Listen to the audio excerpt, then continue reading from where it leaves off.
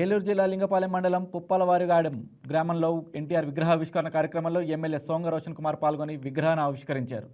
అనంతరం లింగపాలెం మండలంలోని అన్ని గ్రామాల అధ్యక్షులు, ప్రధాన కార్యదర్శులతో ప్రమాణ స్వీకారం చేయించారు. ఈ కార్యక్రమానికి కూటమి నాయకులు, కార్యకర్తలు అధిక సంఖ్యలో పాల్గొన్నారు.